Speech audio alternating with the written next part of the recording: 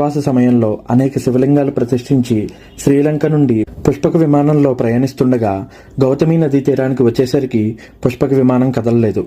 వెంటనే శ్రీరాముడు ఈ ప్రాంతంలో క్షేత్ర విశేషం ఏదో ఉందని గ్రహించి కిందకి దిగి చూడగా ఒక పుట్ట కనిపించింది.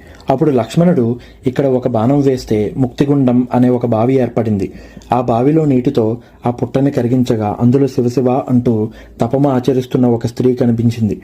ఆ స్త్రీని చూసి ఎవరు నువ్వు అని అడగగా ఆమె తన వృత్తాంతం మొత్తం ఈ విధంగా వివరించింది. ఉత్కల దేశమందు ఓడ్రపుండ్రకం అనే పేరుగల నగరములో సోమశర్మ అనే ముని ఉండేవాడు. అతని కుమారుడు జయభద్రుడు. నేను అతని భార్యను.